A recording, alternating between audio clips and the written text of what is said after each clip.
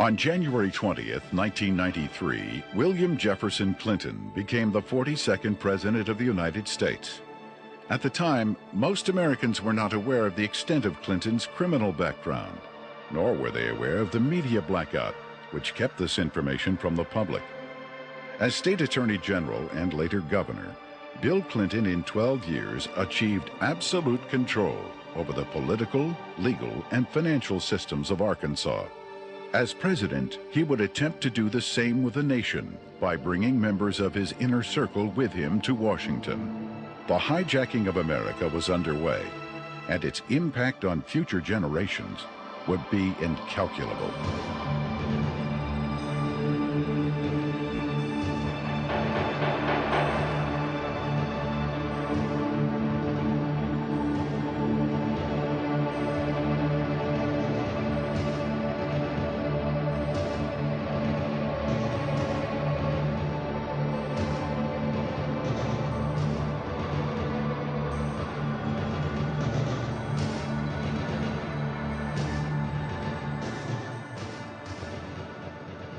Bill Clinton was born in Hope and, of course, raised in Hot Springs.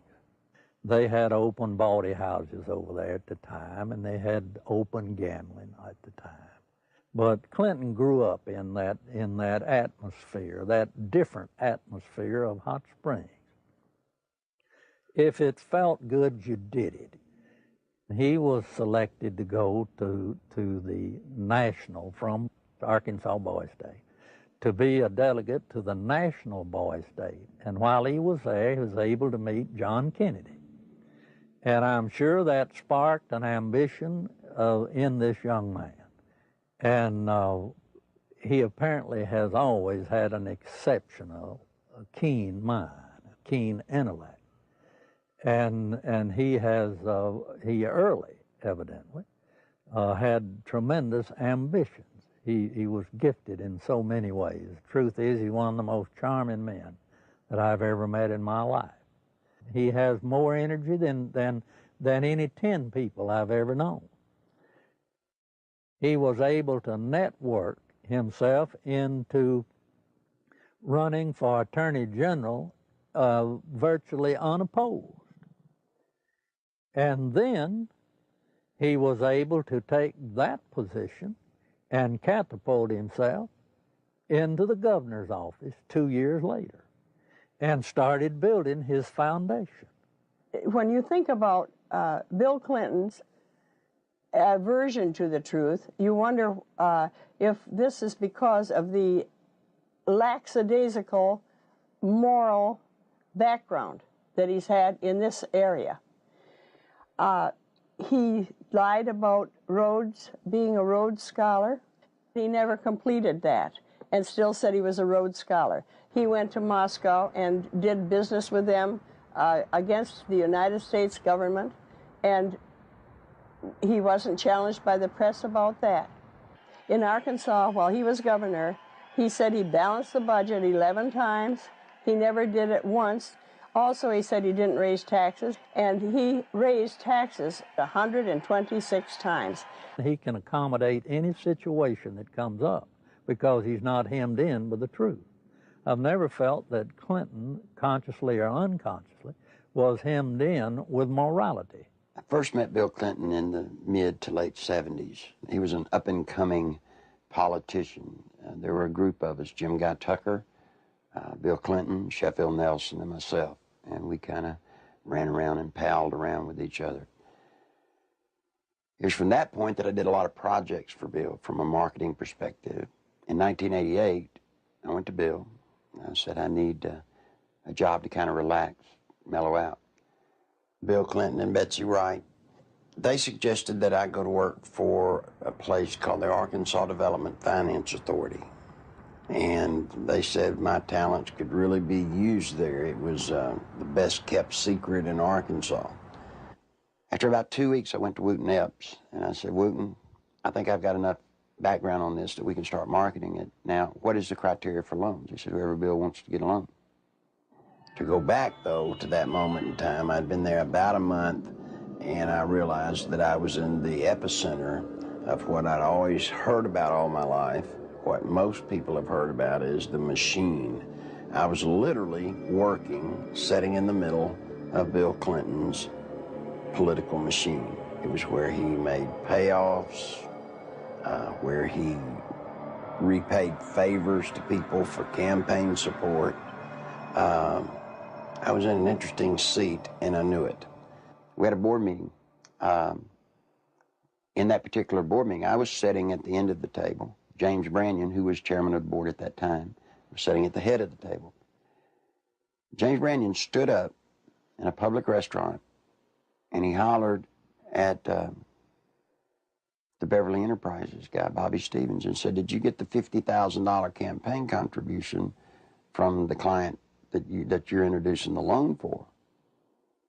He said, "Not yet." He said, "Well, then hold up the loan till we get it." I stood up, went up to James, and I said, "James, don't yell stuff like that. You don't need to be yelling it in a restaurant. That sounds real bad." He was just burly and arrogant. He said, "Who cares?" Bill Clinton sold the concept of ADFA to the people of Arkansas as a vehicle for creating jobs and assisting churches and schools. In reality, millions of taxpayer-guaranteed dollars were being channeled to Clinton's election campaigns, to his inner circle of friends, and to his wife Hillary's law firm. This may explain why ADFA had been drafted in such a manner as to keep its decision-making procedures secret. If you needed $1 million, you had to get your application handled by the Rose Law Firm, pay them $50,000. There were 5 other companies in the state of Arkansas that were actually more qualified in bond structuring and applications, but Rose Law Firm got them all. I started checking around, and I kept asking, well, one thing's bothered me, to the comptroller, Bill Wilson, how do people make payments on these loans? He looked at me and said, "They don't." He thought I knew. Well, that blew my mind. And this is about 2 months in, and it was getting tough then. So I started gathering the documents. After everybody left, I would stick around as if I were working on the annual report. That would give me access to all the documents, and I make copies of them all. For about 2 months, I watched accounts accumulate money. At the end of the month, they zero balanced. They're laundering drug money. There were $100 million a month in cocaine coming in and out of Mena, Arkansas. They had a problem. They were doing so much money in cocaine, $100 million. You create a problem in a little state like Arkansas. How do you clean $100 million a month? ADFA until 1989 never banked in Arkansas. What they would do is they would ship the money down to Florida, a bank in Florida, which later would be connected to BCCI. They would ship money to a bank in Atlanta, Georgia, which, by the way, was later connected to BCCI. They'd ship to Citicorp in New York, which would send the money overseas. And there was an interesting one, a bank in Chicago. That bank, by the way, is partially owned by Dan Rostenkowski. Dan Lassiter would get the bonds. He would become the broker for the bonds. He would transfer money back to ADFA. He never sold a bond. The money then would leave ADFA, go into one of the various banks for the specific bond loan, and they would zero it out. When they zeroed it out, they were giving it back to Lassiter, less their handling fees. During the Lassiter investigation, we had numerous witnesses for the federal grand jury, had extensive testimony. People that was connected with Lassiter and drug use and everything else. His cocaine use become used as a tool for sexual favors and also for business deals that influence people. And that's when Mr. Lassiter became quite flamboyant with his cocaine use, and then ultimately led to his arrest and conviction. Dan Lassiter, who was the best friend of Bill Clinton, who went to jail with Roger Clinton for cocaine. And by the way, let me explain something. He didn't sell cocaine. No, they were giving it away. Huge piles of cocaine in his office. Ashtray upon ashtray full at the parties, and they would give it to young girls. That's sick. I mean, they were giving a highly addictive drug to young girls. One particular one comes to mind is a 14-year-old cheerleader out of North Little Rock. She was a virgin, and ultimately he ended up sending her to a physician of his. The physician put her on birth control pills. He used cocaine in order to ultimately she lost her virginity, and she got addicted to cocaine. And the last I heard of her, when we had her subpoenaed back to the federal grand jury, she was a hooker in Lake Tahoe. Dan Laster contracted to launder the money. Now, in addition to his contract to launder the money and the system that he and Bill Clinton had set up to do it, probably what he did is he took advantage of some of the cocaine. That's why he could give it away. Shoot, you have $100 million a month in cocaine. They wouldn't care if you took a bucket full a day. After Laster was indicted, I started to receive quite a bit of harassment from my own department, the Arkansas State Police. And I knew the reason behind it because the affiliation with the state police and the governor's office with Dan Laster and his business associates. Mr. Lassiter's cocaine involvement at times was very heavy, then at times he was very cool, calm, mediocre. He was very careful, as all of them have been for quite some time. Once he was convicted, he went to a minimum security prison, a holiday hotel, we call them. He spent, I think it was 6 to 8 months, and he got out. Unbeknownst to anybody, Bill Clinton, the day after he got out, granted him a full and complete pardon. So if you think he's tough on crime, think about a man that pardons a man that gives cocaine to kids. Fear of violence is robbing our children of their future. We must take away that fear and give them hope. We must give Alicia and all our children back their childhood. Working together, we can. Do something now. Call 1-800-WE-PREVENT. Your president, the President of the United States, not only was a part of a system that was laundering millions of cocaine dollars, your president signed off on it. He can't deny that he did. You see, because ADFA, there's one little catch. Every loan that ADFA made, Bill Clinton himself had to sign off on it. More than Bill Clinton, you better identify the people in the loop of the drug running. You better identify the people in the loop for money laundering. And what you'll find there is those people go straight to Washington. Act 1062, if you look at it, it says that ADFA was developed and created to provide low-interest bond loans for churches, schools, colleges. So now look what happened to our legislature. They voted on a bill creating ADFA, thinking that they were getting money to colleges and schools to buy books and so forth. What better way to run thousands of, tens of millions of dollars, launder it, clean it up, and use the cover of a state agency to do it. The first loan made at ADFA was made to Parkometer, a company called Parkometer. Seth Ward was the owner. As I started looking, I found out that the Secretary Treasurer was Webb Hubbell. Then I found out Webb Hubbell was Seth Ward's son-in-law. Guess who drafted the legislation creating Act 1062, which created the Arkansas Development Finance Authority? Webb Hubbell. Guess who introduced the legislation to our legislators and got it passed through our House? Webb Hubbell. Guess who got the first loan? Webb Hubbell. Imagine this. Guess who did the audit and the evaluation of the application? Rose Law Firm. You guessed it. Who signed it? Webb Hubbell, Hillary Clinton. You see, that's against the law in Arkansas. You can't investigate yourself when the good faith and credit of the state of Arkansas is involved in a bond issue. He broke the law. Good Lord willing, creek don't rise. Mr. Hubbell will be serving some time in the pen for that one.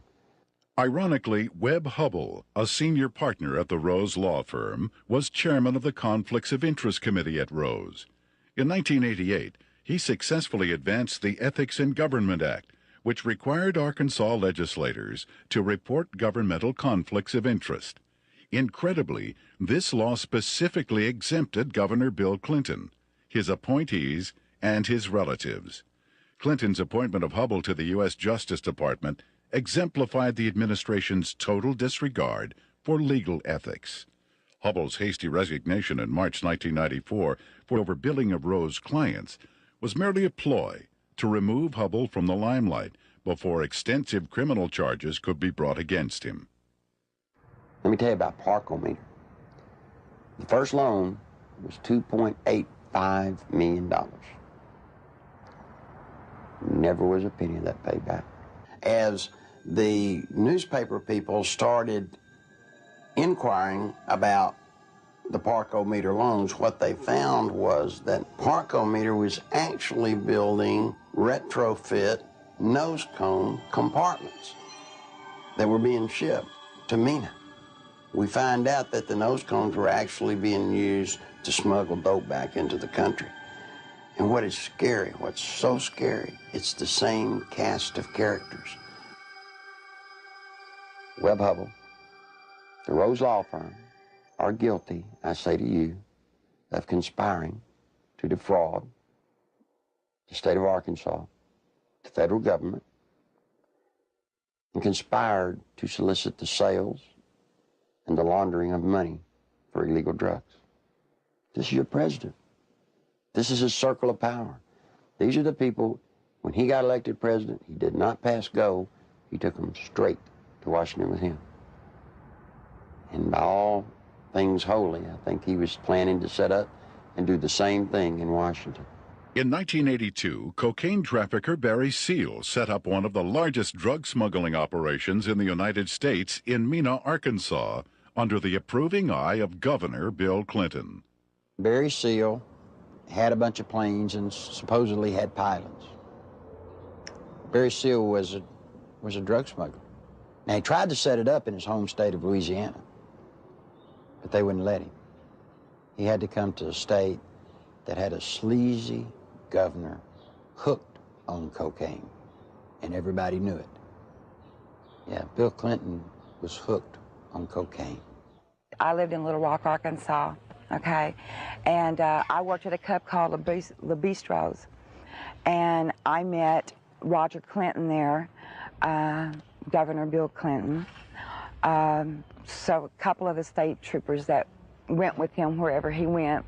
Roger Clinton had came up to me and he had asked me, could I get him some coke, you know, and asked for my one-hitter, which a one-hitter is a very small silver device, okay, that you stick up into your nose and you just squeeze it and a snort of cocaine will go up in there.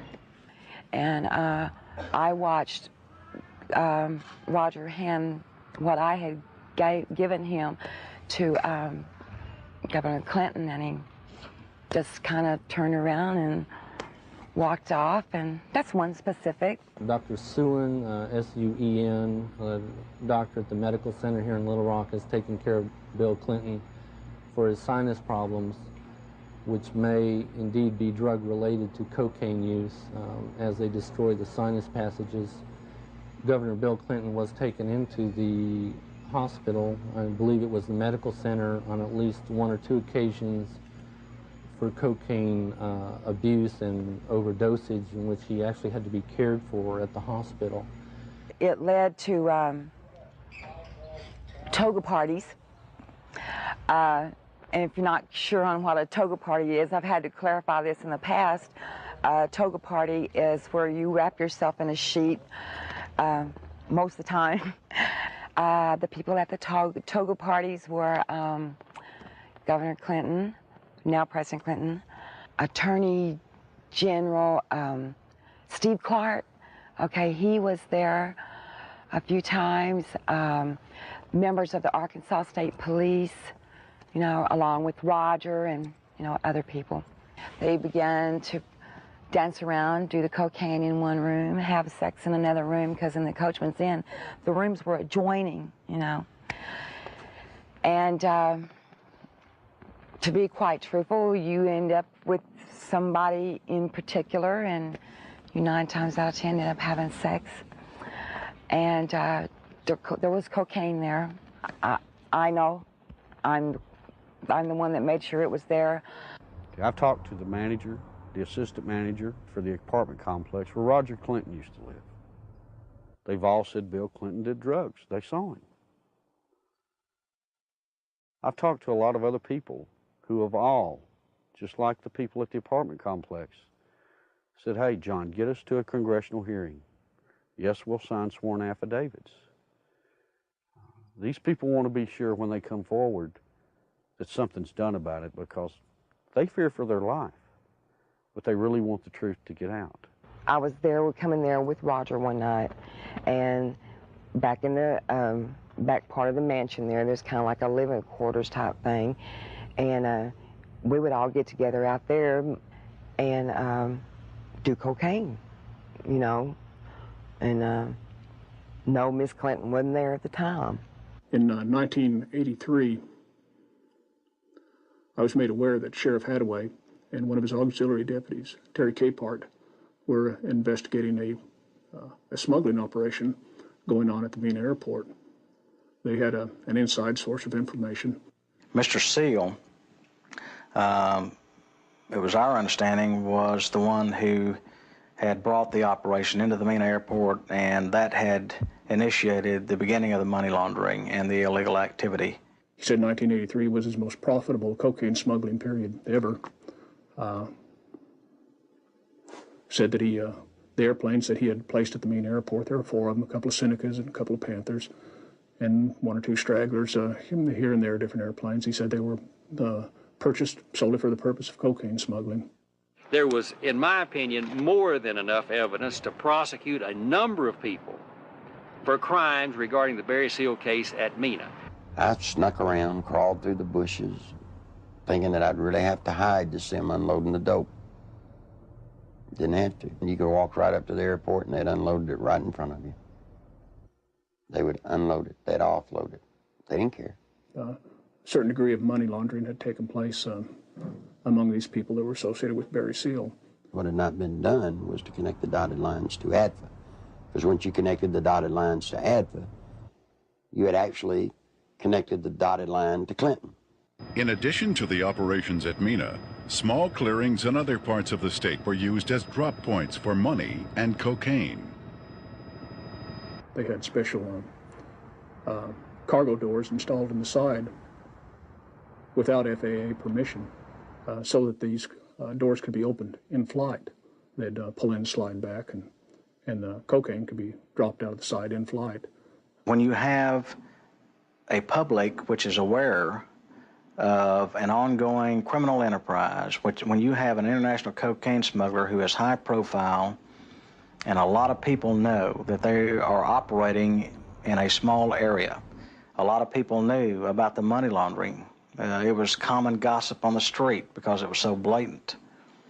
And they see investigations ongoing for several years, and they keep watching for indictments. They know grand juries are convening. They know that witnesses are supposed to be providing evidence to a grand jury, yet year after year after year, no indictments are returned. People lose confidence in the system. Clinton had integrated a number of corrupt cops, judges, and politicians into high-level positions to ensure the continued success of the drug smuggling, money laundering operations. All was going well until a fateful night in the fall of 1987. On August 22nd, 1987, Kevin had spent the night with his friend Don Henry. They left Don's home around 12:30 or 1:15 on the 23rd of August in early morning hours, and the next thing we knew, they had been run over by a train. There seems to be a small airstrip in the area. There have been sightings and reports of small airplanes flying very low with lights off in the area. I believe they saw something they shouldn't have seen. 3 weeks later, their deaths were ruled accidental by the state medical examiner, Fahmy Malek, and we disagreed with that ruling because we thought the evidence pointed to homicide.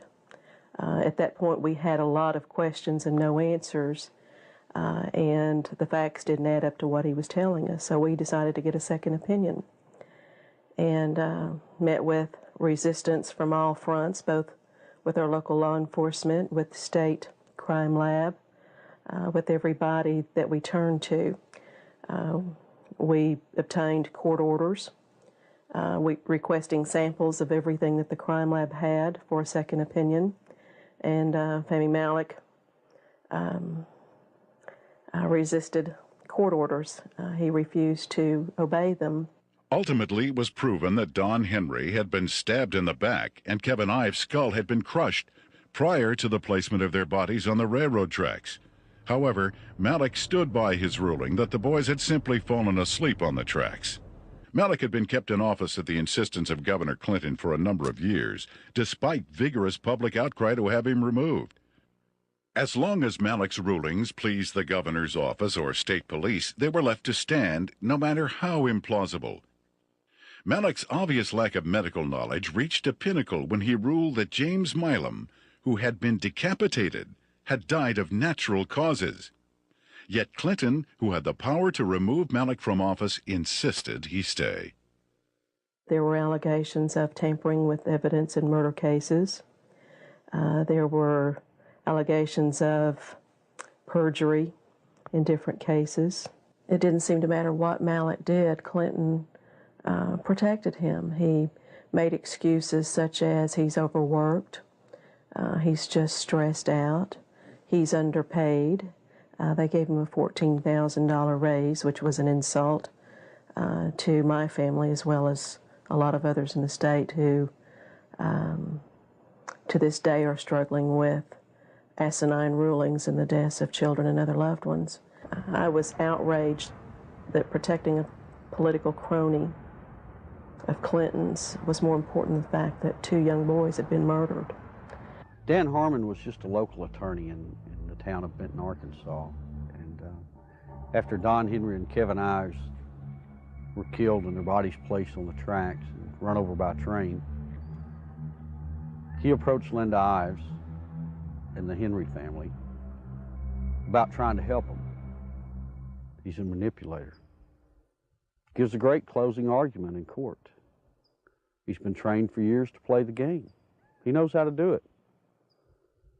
He's very good at it.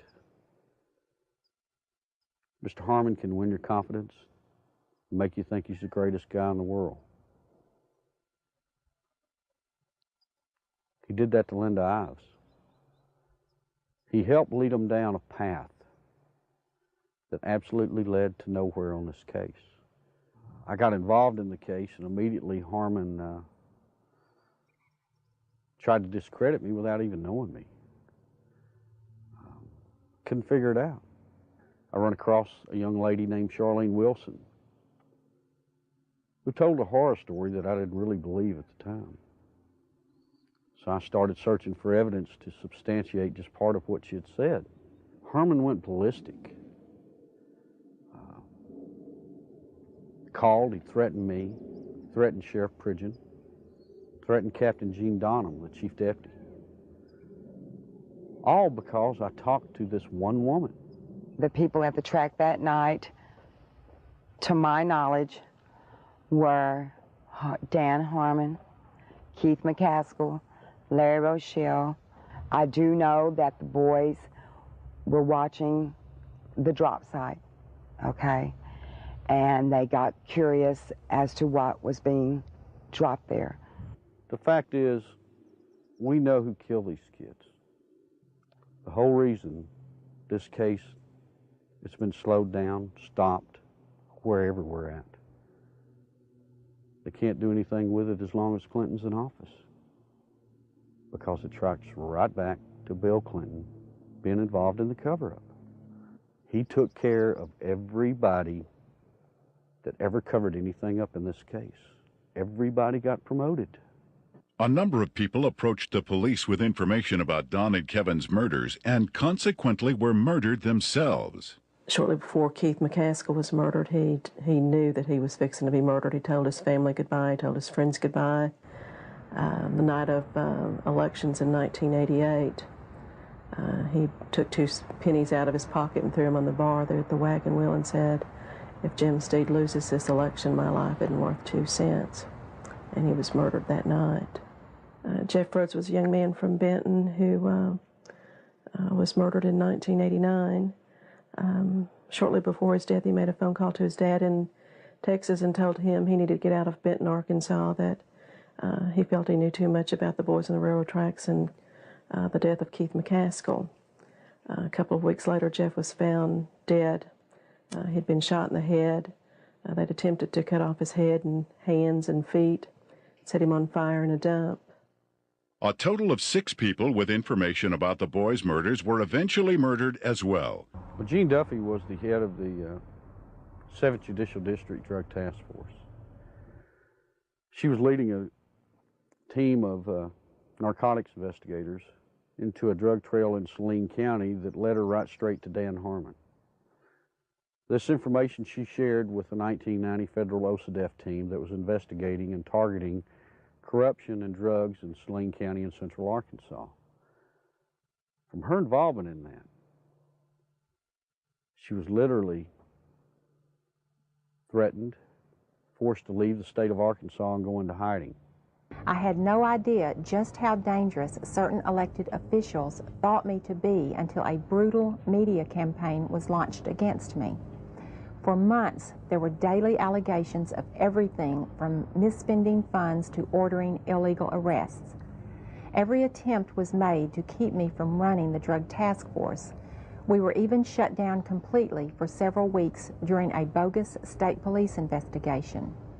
In spite of crippling disruptions, the task force was making significant discoveries about drug trafficking in central Arkansas, some of which led to the very people who were conducting the massive media crusade against me. We discovered that drug trafficking in Arkansas was linked to government officials in frightening proportions. A great number of people came to me with testimony about astonishing criminal activity of very high-level public officials. Many were willing to testify before the federal grand jury. Robert Govar and Chuck Banks were the U.S. attorneys for the District of Arkansas at that time. I was subpoenaed to testify on behalf of the drug trafficking and the cartel, more or less is what it was, that had to do with Dan Harmon and what I call company, because there are there's a whole bunch of them that are involved. I was asked quite in depth about the drug trafficking that went on with Dan Harmon, Mr. Clinton, Roger Clinton. Although there was an abundance of evidence and word kept reaching me from members of the grand jury that they were ready to indict, no indictments came. Mr. Govar also insisted that he was ready to prosecute at least 2 key figures, but the holdup was his boss, U.S. Attorney Chuck Banks, who repeatedly delayed requests for indictments. Harmon had paid a visit to Chuck Banks, the U.S. District Attorney, who was in charge of that district. It's recorded, he signed in. He was there approximately 30 minutes, and up until that time, everything appeared to be running fine with the grand jury. Then, in November, Banks removed Govar from the case, and I was fired from the task force. From this point, the ordeal turned really ugly. In January 1991, one of the key targets of Govar's investigation, Dan Harmon, took office as the 7th Judicial District Prosecutor. Harmon immediately called a state grand jury to investigate the allegations against me. To avoid being jailed in Hot Spring County, which would have put me in serious danger, I left the state. In the meantime, Banks, who had taken over the federal investigation, attempted to give the appearance of carrying the investigation forward while systematically destroying it. He harassed witnesses, suppressed evidence, and finally announced in February of 1991 that the investigation had disclosed no credible witnesses or evidence against any public official. I received a phone call, and they told me that I had made a very big mistake. And I was assured by the U.S. Attorney's Office that my name, that my testimony, that my statements, that the people that were on that witness list would never, ever be revealed. Well, ha, you know. Someone in the U.S. Attorney's Office had given Mr. Harmon a list of the effective witnesses, you know. Some of them witnesses over a period of time have came up dead and or missing or have never been heard of again. That don't give you a very good feeling. I'm scared of these people. I'm very scared of them. Guess who arrested her? Dan Harmon. The very guy that she says turned her on to drugs now has her arrested. Dan Harmon, he walked to me, handed me what was supposed to be a search warrant, and he said, "Bitch," excuse me for saying that, "I told you if you ever brought my name up or brought anything up about the past dealings that we've had, that I'd take you down." He said, "You're going to prison. I'm going to put you in prison." He did. I'm here. I mean, I've watched second, third offense people walk around with probation on top of probation on top of probation. Not this lady. First time she's been arrested for drugs.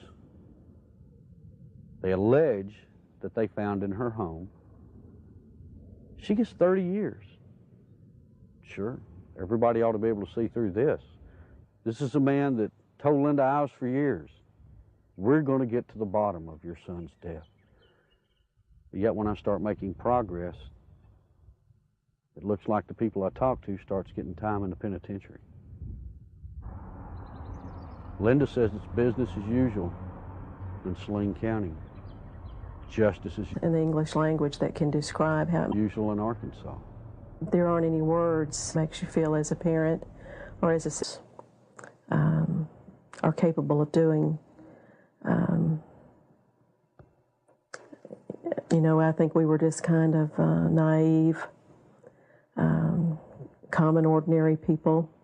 Got up and went to work every day and came home and went to bed and assumed that everybody else did the same thing and tried to do what was right. And I think Kevin's death has been the rudest awakening that anybody could ever have to see what really goes on. I can provide information that has tentacles to Governor Clinton's administration. It is apparent to me that a congressional investigation is the last hope, not only for the people of Arkansas, implications of illegal activity, who has left in his wake and now vulnerable to the powers of oppression, but for the people of our nation who are now vulnerable to the powers of a president who has left in his wake implications of illegal activities and serious improprieties. Meanwhile, Welch and Duncan's investigation into the operation at Mina was about to derail. We'd been so busy investigating, just concentrating, focusing, that it took a while to register that nothing was going to happen.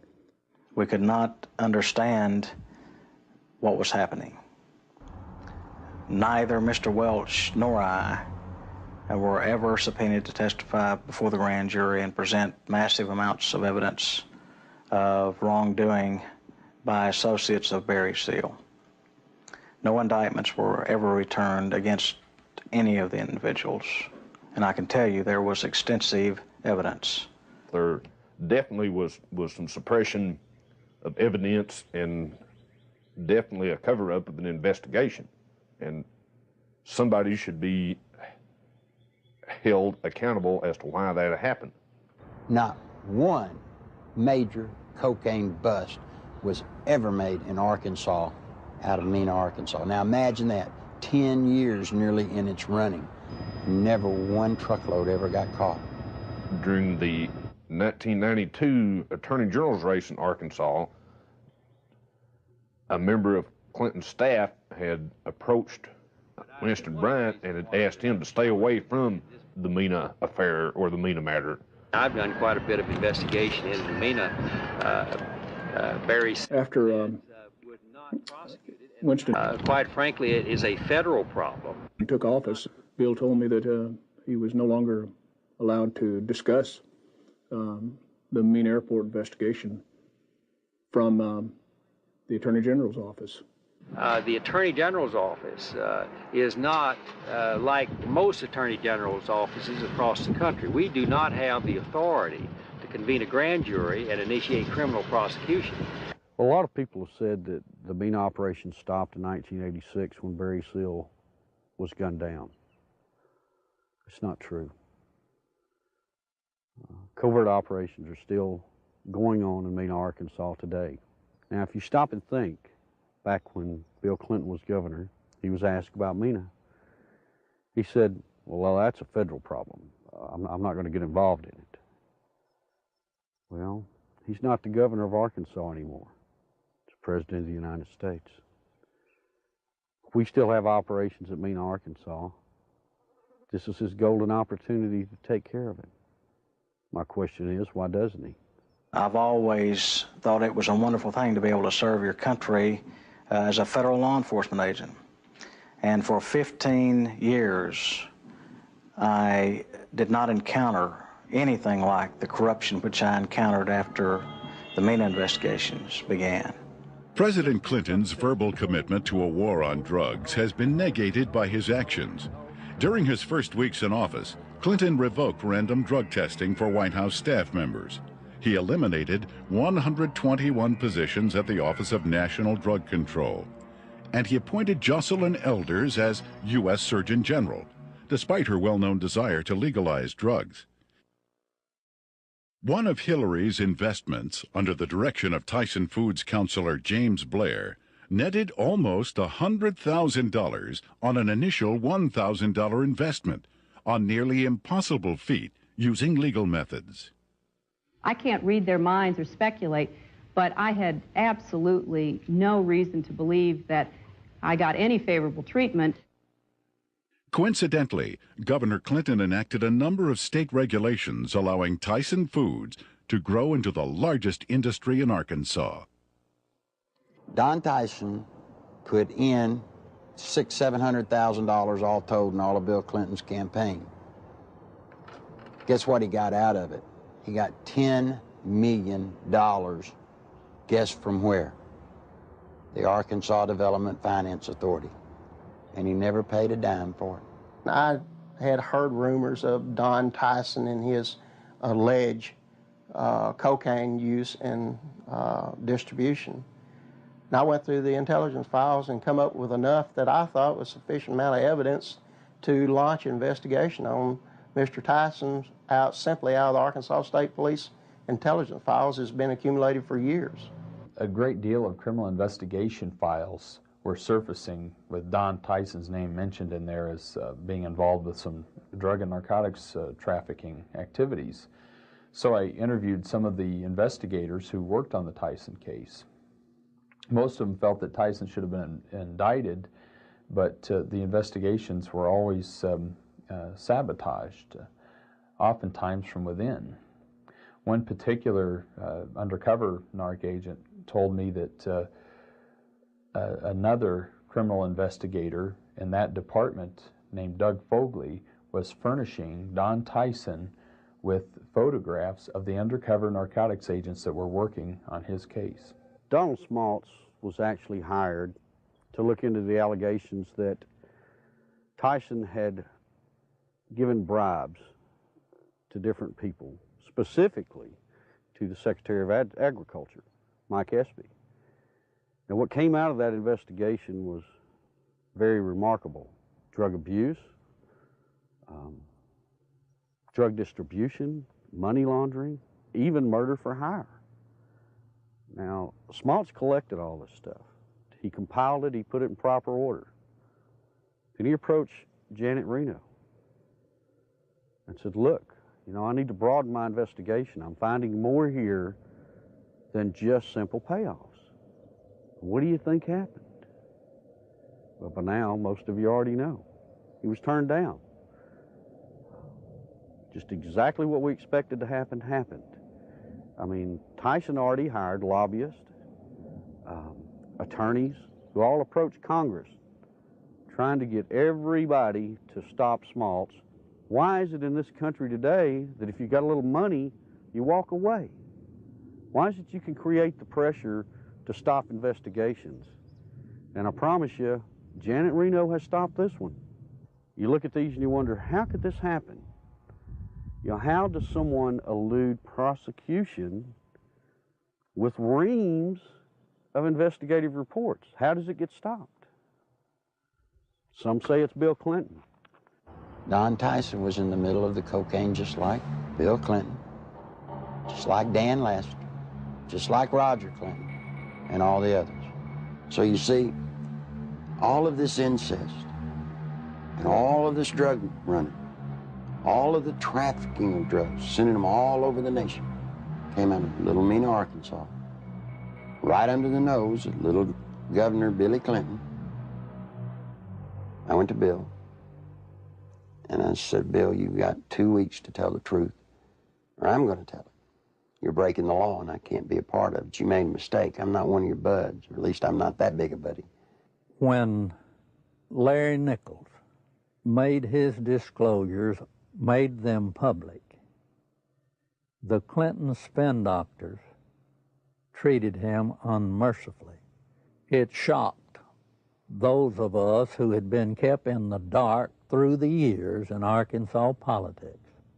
The Arkansas news media had done little, if anything, to uncover anything derogatory about Bill Clinton. And for these disclosures to come out of the blue was so shocking that the spin doctors attacked the messenger rather than tried to answer the charges that Nichols had made.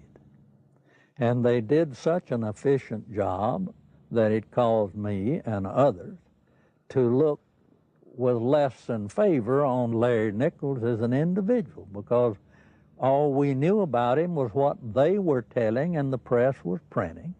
One of the neatest things about Bill Clinton is how he handles the media. You see, Bill Clinton's an attorney, and when a witness comes out against his client, what's the first thing an attorney does? He tries to discredit that witness. They accuse me of everything under the sun, day in, day out. Every week, there was some new scandal in the paper that I was involved in. 6, 8 weeks later, they print a retraction. Wasn't me.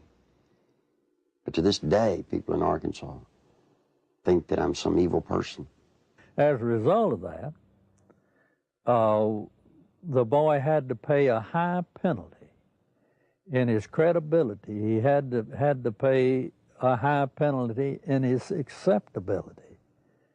And then when the new evidence came out that supported everything that Larry Nichols had said, he finds himself, I think, probably in the position of knowing that he had been exonerated, but he has not been exonerated in the minds of the people generally, in my view, and he finds himself probably in the position of wondering where he goes now to get his good name back. A lot of people wonder how Bill Clinton could control a state the size of Arkansas with the absolute authority that he did.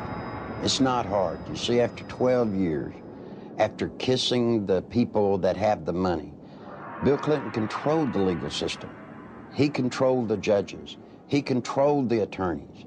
He controlled the banks. It's just a small state, a one-party state. What tends to happen in small states like that, I think, is the longer the person remains governor, that I think the greater the abuses are. And I think the abuses were very, very widespread under Bill Clinton. One thing that's very difficult for people to understand, Bill Clinton doesn't care about money. He cares about power. All he needed ADFA to do was to channel money to the big players financially. I got tickled when the reporters during the campaign came here. They were looking, trying to find out where Bill Clinton profited. He didn't. He profited by putting money into his friends' pockets.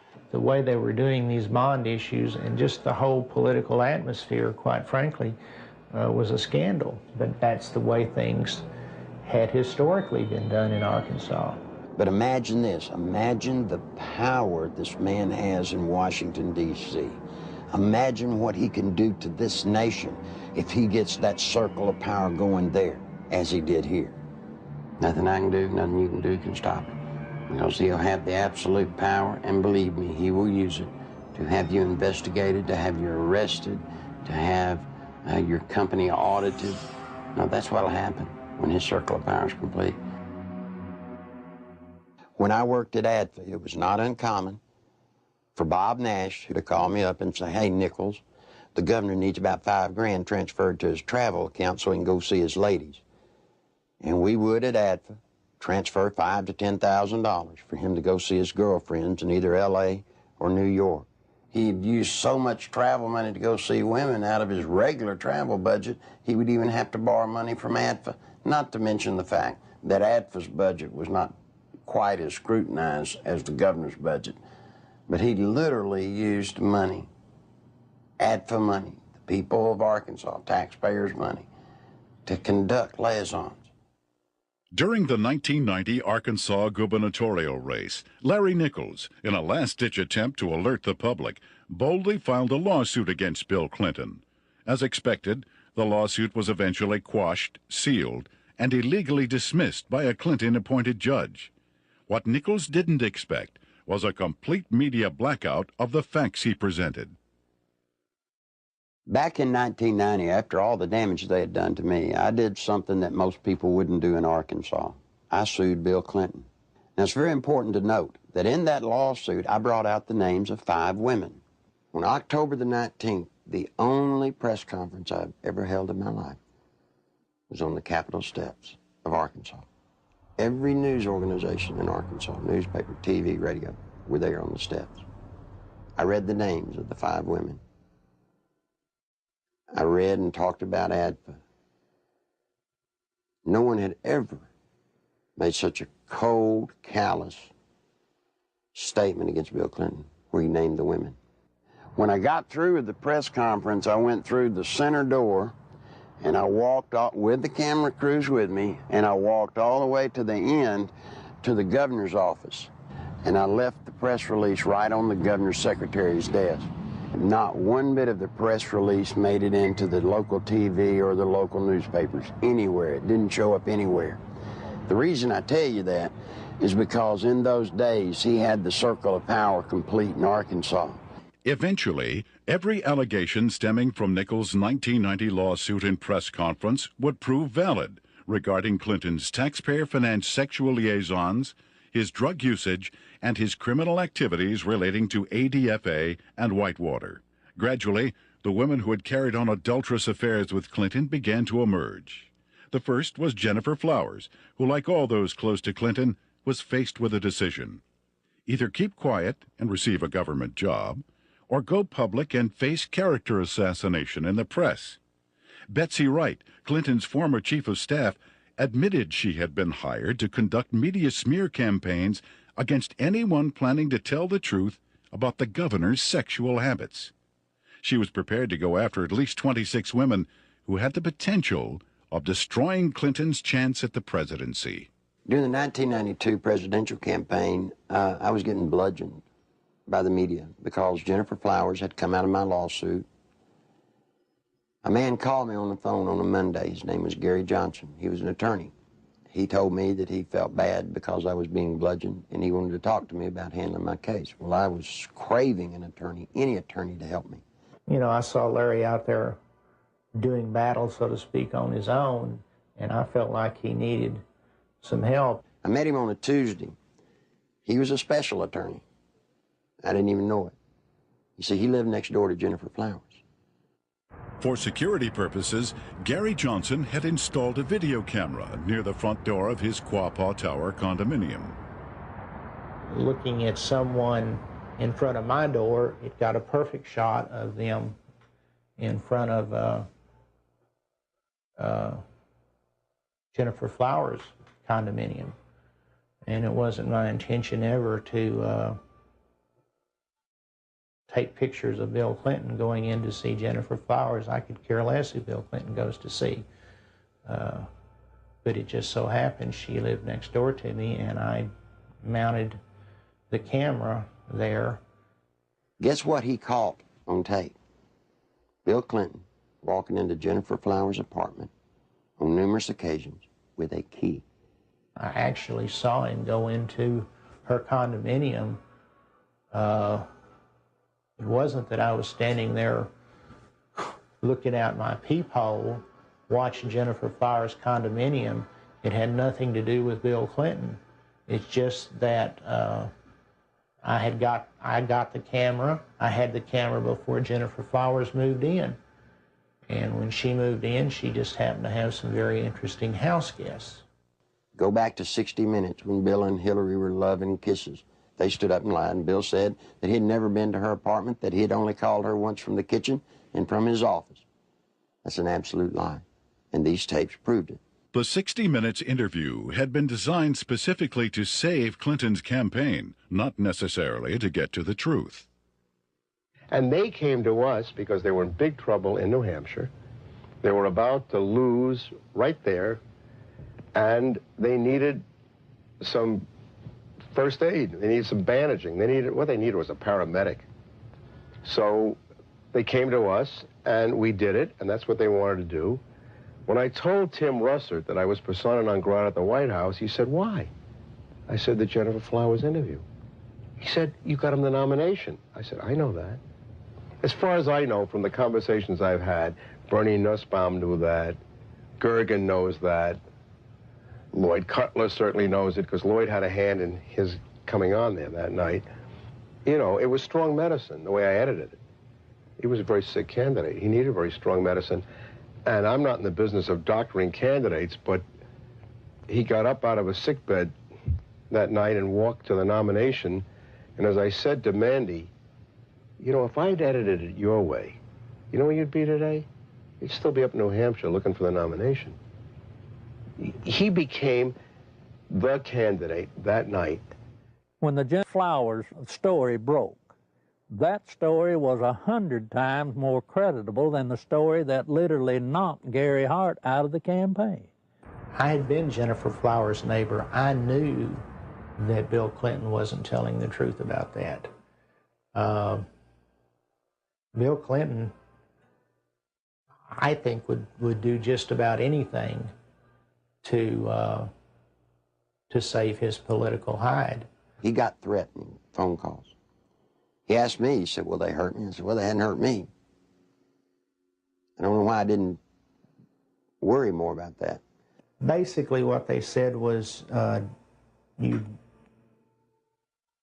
mind your own business.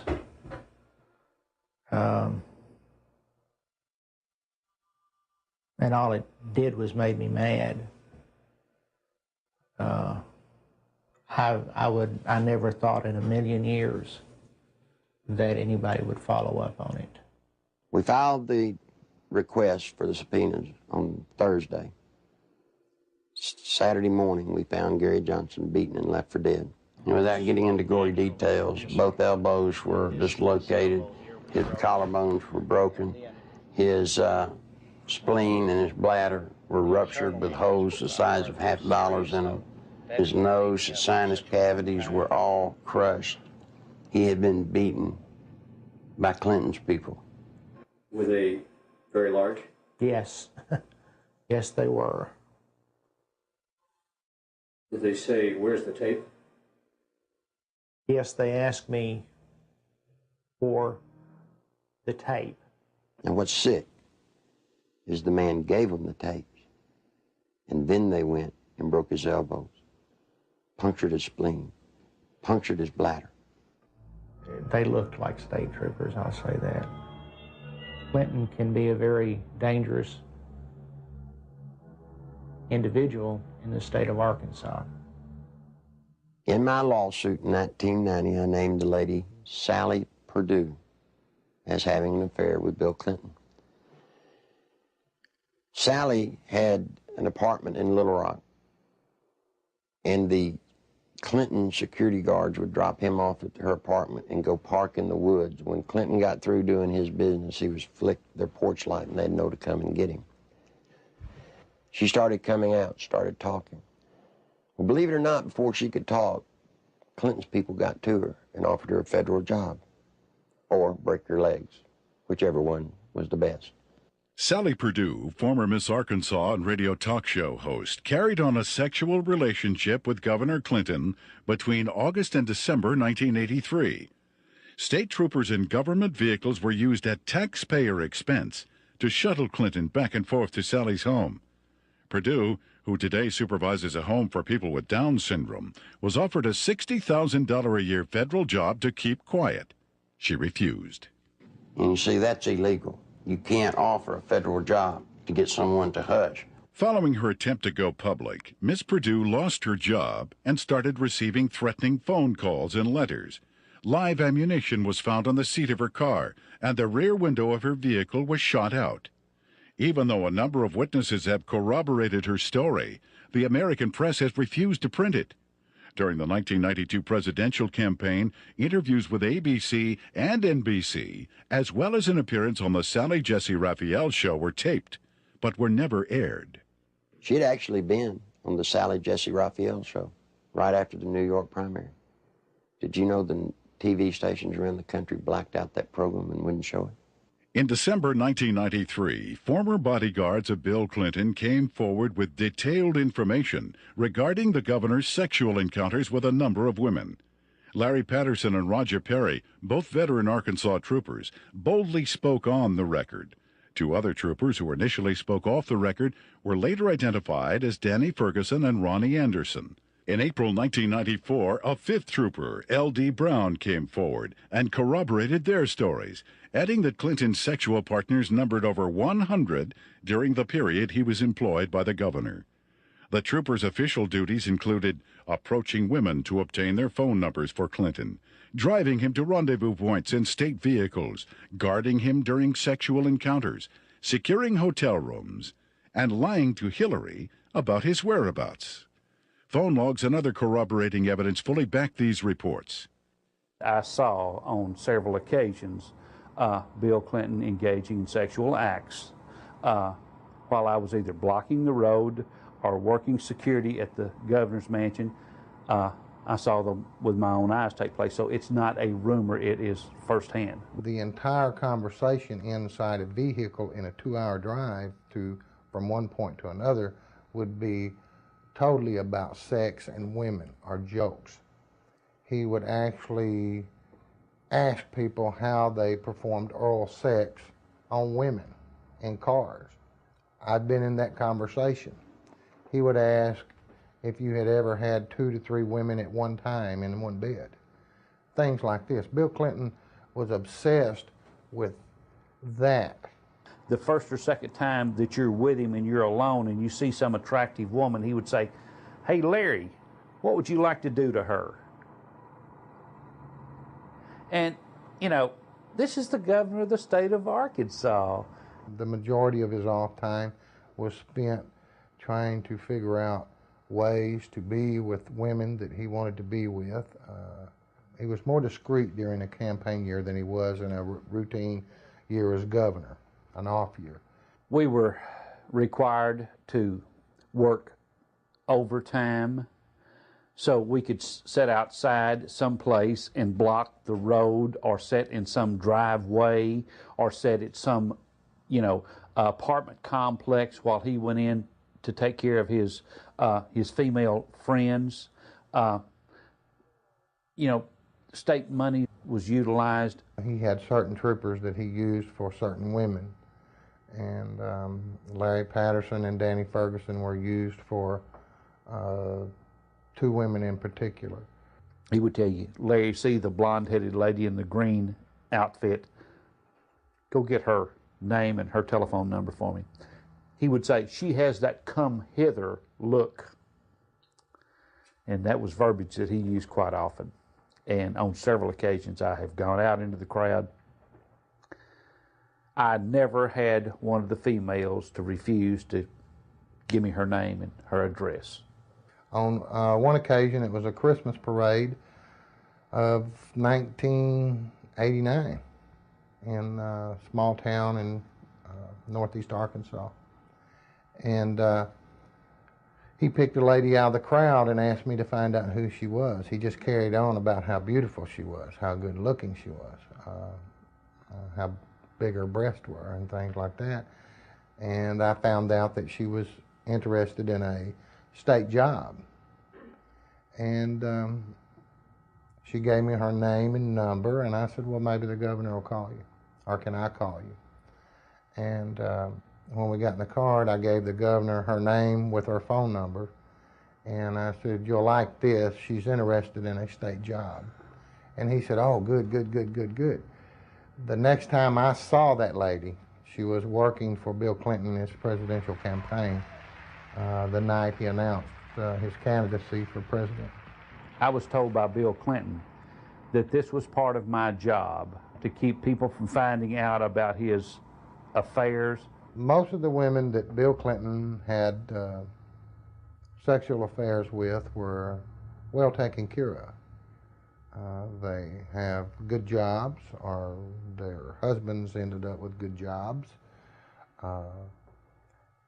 They were well taken care of, and the actual time spent trying to cover up these affairs while he was governor was nothing like it was when he announced that he was running for president. In an attempt to silence the officers, the Clinton administration launched an elaborate counterattack, which included urging Ferguson to change his story and levying false accusations of insurance fraud against Perry and Patterson. When Larry Patterson and Roger Perry came out, Clinton's security guards, they substantiated everything that I'd alleged in the lawsuit. These people were there, they were his bodyguards. But watch what happened. The same thing that happened to me, they planned to do to them. They roasted them in the media. They said they were committing insurance fraud. The evidence of that these state policemen have brought forward relative to Clinton's womanizing is being questioned by the spin doctors as not being credible. Yet it is more credible than the evidence on 90% of the people who are confined now on death row across America. Is this fair? Did y'all see there were papers saying that the troopers were telling the truth and were found innocent? Heir to the stories they were telling have a basis, since they're not the scumbags that the spin doctors for Clinton tried to make them out to be? These two have had the courage to come forward, and the evidence that they have presented has not only been credible, but it's been overwhelming. And the truth is, I'm convinced that it's just the tip of the iceberg. On May 8, 1991, Paula Jones, a state employee with the Arkansas Industrial Development Commission, was working the registration desk for the governor's Quality Management Conference at the Excelsior Hotel. Governor Bill Clinton was to be the main speaker. I was approached by one of Bill Clinton's bodyguards named Danny Ferguson, and I was given a number. And I asked him what it was. I held out my hand, and he said, it's a number to a hotel room that the governor would like to meet with me. Well, I was surprised, and I kind of talked it over with my coworker, and we didn't have any reason to believe that we couldn't trust him, so I agreed to go on up to the room and meet with Mr. Bill Clinton. I got to the room, and Governor Clinton, he opened the door to meet me. It was a room that did not have any beds in it. It had couches and stuff like that. It was more like a meeting type room. And he had asked me about my job and how I liked it and who my boss was, and I told him, and he mentioned that he liked the way that my curves were on my body, and he liked the way that my hair went down my back, the middle of my back. And then he tried to lean over, and he started to put his hand up my leg, which it happened so fast, and he tried to kiss me on the neck. It happened so fast, but he tried to bend over and kiss me on the neck as he was putting his hand up my leg, and I backed off. I said, I don't want to do this, and I said, I think I need to be going. And then he got up before I even knew it and dropped his pants, and Bill Clinton asked me to perform oral sex on him, which I declined, and I jumped up, and I told him I needed to go immediately. That's when he went to say, if you have any trouble whatsoever, you have Dave Harrington, your boss, contact me immediately. And I said, well, I'm leaving, and I started to proceed down the hall to the door, and he followed behind me. He said if we could try to keep this between ourselves. And I went down the elevator, went back to my registration desk, and I told Pam the whole story. I can't understand how somebody can take advantage of somebody like that, and then they have the audacity to drop his pants. I mean, you know. I'm not going to dignify this by comment on it. Paula gave the exclusive to the Washington Post, and Mike Isikoff, we were going to be as open as we could with the Washington Post. And Mike told Paula that as far as he was concerned, that he believed Paula, and that he thought the story should be told. And Mike said they were ready to put the story out, and they were going to go to the editors and present the story to him. We heard that Mike got suspended from the Washington Post, and there was a big fallout between the editors of the Washington Post and Mike. Paula Jones filed a lawsuit against President Clinton, claiming sexual harassment. The same day, a massive media smear campaign against Paula Jones was launched. Think about a man that has no more regard for women than Bill Clinton does. They're just sex things. I don't understand the feminist movement being behind Bill Clinton. He hangs women on his wall like trophies. A number of women who have had sexual relationships with Bill Clinton have allegedly been given major career boosts in exchange for silence. Beth Colson received a judicial appointment to the Arkansas Court of Appeals from Clinton.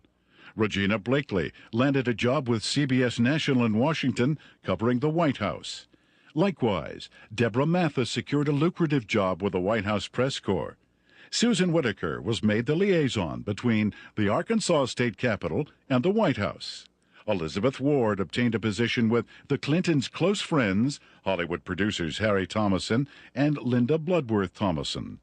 And Joe Jenkins was given a high-level position with AP&L. One of the most harrowing stories of Clinton's attempt to keep his promiscuity hidden involves Jerry Parks, a private investigator and former chief of security for Clinton's campaign headquarters. My father was Luther Gerald Parks, a.k.a. Jerry Parks. He was the head of Clinton's security for Clinton's inaugural campaign whenever he was running for president. My father was brutally murdered at Chenal Parkway and Arkansas Highway 10 in one of the most elite parts of Little Rock, Arkansas. Someone pulled alongside of him and started shooting at him. They cornered him, stopped him on Highway 10 as he was turning left onto Highway 10 off Chenal Parkway.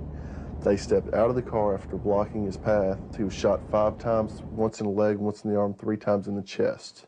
My father had a file on Bill Clinton's infidelity and his affairs that ran from approximately 82, 83 to somewhere between till about 90 to 91. The file consisted of pictures, time, dates, places of where Bill Clinton was at, where Roger Clinton was at, the type of drug use that Bill Clinton and Roger Clinton were involved in. I was the only person that would ever go with him when he would do his private investigative work. And I remember 4 to 5 times that I was with him, and that's what he was keying on. I saw Clinton with a lot of different women, a lot of different types, sizes, shapes, colors, one of them being Jennifer Flowers. You know, I was just like, wow.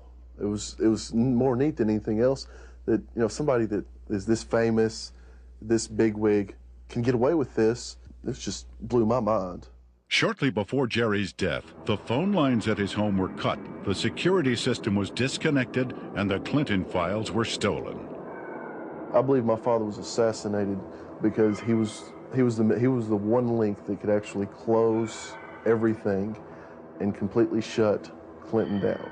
I feel that Bill Clinton had my father killed to save his political career. When I did contact Little Rock Special Investigative Services, they told me that they had been pulled off the case 3 weeks prior to that. That just blows my mind on how when I hear they're making progress, all of a sudden they're pulled off the case. Something's not right there. Bill Clinton has been the way he is ever since I've known him. He hasn't changed. He will not change. People inside the White House today tell me that he's running sexcapades in and out of the White House like have never been there before. It's a disgrace to America. If we had known his background, the people of Arkansas would have never elected him governor of this state. And I charge the media of this state for not doing their duty and exposing these things that have since become matters of fact. He's a womanizing, dope-smoking, liar, and a draft dodger. I don't remember those being in the Constitution as exactly the model qualities we want in a president. I think the media has been part of the covering up of the actual true story of and character of Bill Clinton. I believed with all my heart that the American people had the right to know what they had been sold. Bill Clinton is not the person that they voted for. Voters who depend on the media for unbiased information regarding political candidates have been betrayed. Much of the information concerning ADFA, Whitewater, and Clinton's sexual promiscuity was known by the media as early as 1990, yet was kept hidden. The media's heavy pro-Clinton bias prior to the 1992 election was best summed up by Newsweek when they candidly stated, "Truth is, the press is willing to cut Clinton some slack because they like him and what he has to say." In May 1994, Newsweek added, "The national press has been restrained in its accounts of Bill Clinton's private life, and with good reason. Most of those who have made charges against him have been despicable people, jealous and stunted sorts." What an indictment about the media. You knew the truth about Bill Clinton. You just didn't like George Bush. I know Bill Clinton, probably as well as anybody. We used to train him on how to look straight into a camera and lie through his teeth. And you see, part of Bill's pathological lying is the fact that we've taught him how to believe the lie that he's telling. And once he believes the lie, then he can sell it to you as the truth. The world is at risk when the commander-in-chief of the United States of America is a man that will look at another government, who will make trade deals and lie through his teeth. Clinton could get us involved in a hopeless quagmire easily in Europe, in Africa, in North Korea, in any number of places, because not only of his ineptness and his lack of understanding, but his contempt for military things. This goes back at least as far as the 60s in his college days, when he not only attended and participated in anti-American rallies, but organized them. And incidentally, those were not anti-war rallies. Those were anti-American rallies. He has no loyalty to this nation. He has no loyalty to its fighting men. He has not enough integrity to have any loyalty to its population. He knows how to say the right things, but he has lied for so long that I really don't think he knows the difference anymore between the lie and the truth. Bill Clinton was dishonest on a daily basis. I mean, there's more dishonesty in his life than there is honesty. I mean, it's maybe being a politician in these days and times, you have to tell one group of people what they want to hear and another group what they want to hear. And if the truth conflicts, then so be it. The media has not been able to ascertain today that there's a human being sitting in the presidential chair of the United States of America that lies with everything he says. They still believe somehow in the office of the presidency. They still believe there's some integrity there. Attempts to keep the criminal activities of Whitewater concealed from the public were largely successful prior to the 1992 election. After that, however, the raging Whitewater Rapids could no longer be contained. What the Clintons claimed as a simple money-losing investment was in actuality a series of complex business transactions and cover-ups, ultimately costing the American taxpayer more than $60 million. When this is all over, it's going to be the same story we've been telling for 2 years. We made a bad investment, we lost money, and there's really not much more to add to it. We have enforced higher standards against ethical conflicts than any previous administration. Whitewater may have begun as a legitimate real estate venture, but it came to be used to skim, directly or indirectly, federally insured deposits from an S&L and a small business investment corporation. When each failed, the United States taxpayer became obligated to pick up the tab. 2, the family of the former governor of Arkansas received value from Whitewater well in excess of resources invested. 3, taxpayer guaranteed funds were in all likelihood used to benefit the campaign of a former governor. 4, the independence of the United States government's regulatory system has been flagrantly violated in an effort to protect a single American citizen. People should not be able to raise questions and erode people's moral authority in this country. It quickly became obvious that Whitewater would engulf the Clinton administration if ignored. A twofold counterattack was put into action. The first was to win sympathy from the conservative populace, who were among his chief critics. Clinton embarked on a series of appearances heartily promoting himself as a born-again Christian who supports and practices traditional biblical family values. While the uninformed may have been fooled, those who realized what was happening were outraged at the blatant hypocrisy. This is a place where I have come to seek divine guidance and support and reassurance. You know, after Bill Clinton was in office for 2 days, he signed 5 executive orders, shedding more innocent blood, the blood of innocent babies. Then he went on to try and get homosexuals in the military. He put Jocelyn Elders in, trying to distribute condoms to our kids. Christine Gebbe, his AIDS czarina, promoting all kinds of vileness. This is an affront to heaven. The second phase of the counterattack was to appoint Robert Fisk as special prosecutor to head up the investigation into Whitewater. That same week, the Rose Law Firm began shredding documents. The lady came to me scared to death, wanted to come out and tell the truth. I said, "What's the matter?" She said, "They're shredding documents at the Rose Law Firm." Well, I tried to tell the media. The media said there was no way that could be going on. Well, in came a journalist from a Washington newspaper. He goes over, investigates what I told him. And you know what? The very week he investigated, guess what they were doing? Shredding documents right there at the Rose Law Firm. It had his initials pretty much all over it. Everything from the box to the manila files to I even saw his signature on with the Rose Firm letterhead. You see, all of the Whitewater documents, they're getting rid of. They're getting rid of them as fast as they humanly can. It's the nerve and audacity that those two people, Bill and Hillary Clinton, have to shred documents, to destroy evidence in a federal case. That is why we're here in front of the Rose Law Firm, because of the works of darkness that have gone on. Documents have been shredded here. What else has gone on here? I'm telling you, there are people inside this building that right now they're saying, if they only knew, if they only knew. During that same week, there was also a fire at the Worthen Bank building. Now, this fire was on the 14th floor, and supposedly it was started by a space heater. I want you to look at this footage and tell me if you think it was an accidental fire by a space heater. This is a CPA firm, and the documents that were in this office were important documents relative to Whitewater.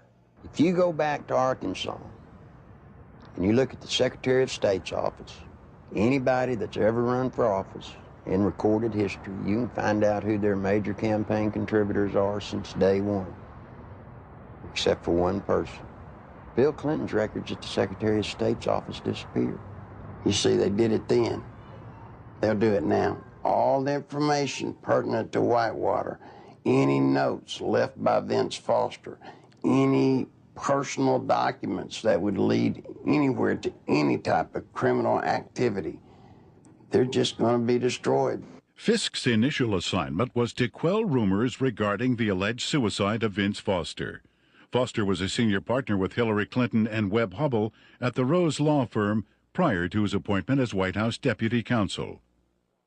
In fact, he was handling the Clintons' personal legal matters while he was in the position of assistant to the president, in violation of a conflict of interest at that time.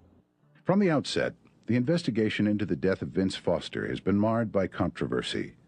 At Bill Clinton and Attorney General Janet Reno's insistence, responsibility for the investigation was turned over to the Park Police, even though Foster's death fell within the jurisdiction of the FBI. Not until his death had sufficiently developed into a full-fledged scandal 7 months later would the FBI be allowed in. The results of the FBI's investigation, along with the findings of the Park Police and coroner, were incorporated into a report issued by Special Counsel Robert Fisk. The report, released June 30th, 1994, confirmed suicide as the cause of death. However, a careful examination of key pieces of evidence taken directly from the report itself indicate a number of alarming contradictions inconsistent with the report's own conclusion that Foster took his life. The official coroner's report depicts a large gaping 1-inch exit wound located 3 inches below the crown of Foster's head. According to Fisk, the area surrounding the body at the park was meticulously searched to a depth of 18 inches, but no brain tissue or skull fragments were found. An FBI analysis found none of Foster's fingerprints on the gun, despite the fact the gun was found in Foster's hand. However, the FBI did make one extraordinary discovery. One latent fingerprint was visible on the underside of the right pistol grip, approximately 2 inches from the base of the grip. This print did not belong to Foster. No attempt was made to determine the identity of the person whose print was found on the gun's hand grip. Gunpowder was found on Foster's clothing, which did not match the gun found in his hand. Fisk speculated that gunpowder of a different type was accidentally blown onto Foster's clothing by an exhaust fan in the Park Police laboratory. However, once again, Fisk was not able to support this theory with any evidence. One of the most crucial pieces of crime scene evidence, the fatal bullet, has yet to be found. A thorough FBI search of the area, which even uncovered artifacts dating back to the Civil War, yielded over 70 pieces of metal, including 12 modern-day bullets. Yet, none of them matched the gun found in Foster's hand. Against standard police procedure, not one resident living nearby was ever contacted during the investigation to find out if a gunshot was heard. Even though Fisk insists that Foster killed himself, leading forensic experts from around the country now agree it is highly unlikely he pulled the trigger himself. Within minutes of the verification of Foster's identity, the Park Police issued orders to seal Foster's office at the White House. David Watkins, Clinton's administrative assistant, assured the police he would take care of it. He lied. Immediately, high-ranking members of Bill and Hillary's staff began ransacking Foster's office, removing important and possibly incriminating documents. The people entering the office included Bernard Nussbaum, counsel to the president, Patsy Thomason, White House Administration Director, and former assistant to cocaine distributor Dan Lassiter, and Margaret Williams, Hillary Clinton's chief of staff. Patsy Thomason was the top aide for Dan Lassiter when he was running his company and doing all the dope. You can only say that she was there taking care of Dan Lassiter's interest in the White House. As mentioned earlier, the Arkansas Development Finance Authority had been laundering its drug money through the Bank of Credit and Commerce International. BCCI collapsed in the early 1990s. Millions of depositors and taxpayers lost billions of dollars, making it the worst banking scandal in history. Heading up BCCI was former Defense Secretary Clark Clifford. The overwhelming criminal charges against Clifford were eventually dismissed by President Clinton. The attorney for Clifford and BCCI was none other than Robert Fisk. Fisk knew that a thorough investigation of Whitewater would eventually lead to ADFA and his former client, BCCI. Fisk also knew he would never be able to complete his investigation since it is illegal to prosecute a former client. Fisk was not selected by the Justice Department to investigate Whitewater at all, but to simply subpoena documents and testimony, making sure they never see the light of day. The investigation of Whitewater is being handled by an independent special counsel whose appointment I supported. Our cooperation with that counsel has been total. Now think just for a moment. If there are papers that prove you did nothing wrong, then why would you destroy them so that they don't come out? Why would you hide behind subpoenas in the cloak of secrecy? No, see, Bill and Hillary Clinton have something to hide.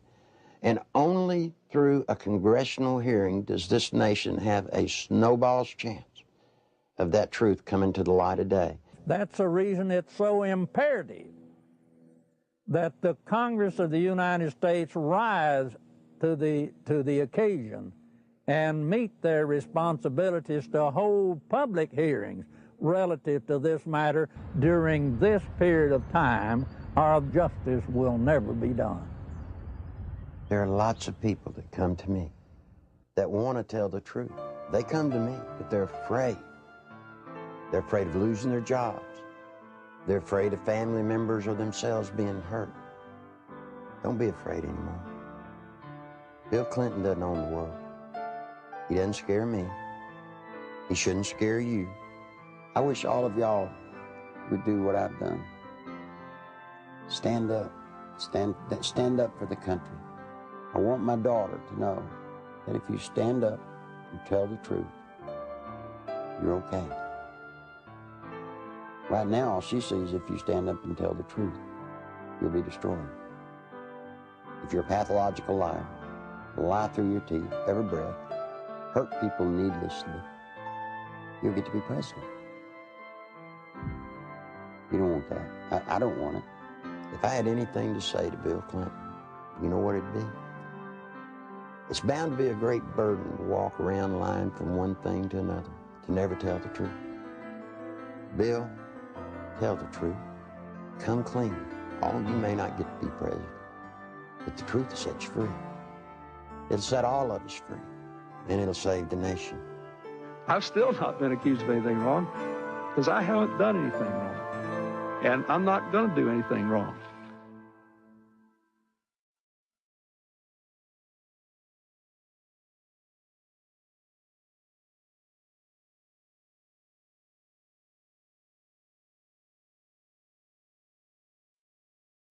Although the documented information contained in the Clinton Chronicles continues to be reported in England and other countries, here in America, the media blackout continues. On July 14th, 1994, copies of the Clinton Chronicles video were hand-delivered to every member of the United States Senate and House of Representatives. On July 25th, documentation supporting the film was presented to Congress at their request. Whitewater hearings were scheduled to begin the next morning. However, the then House and Senate majority leaders, plotting with Robert Fisk to withhold evidence, refused to allow any of this documentation to be admitted. In addition, eyewitnesses willing to testify under oath who could confirm Clinton's involvement in the Arkansas drug smuggling money laundering operation were flown into Washington, but were barred from giving any testimony. Once again, the Constitution of the United States was undermined and the American people were not allowed access to the truth.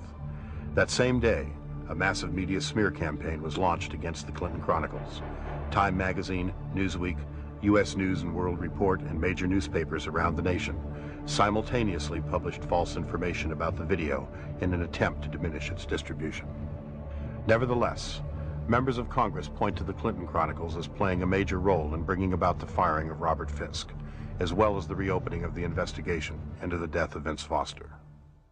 On August 3, 1994, Larry Nichols was arrested on false charges of writing 2 bad checks and failing to obey a yield sign 7 years earlier. The American media reported the arrest.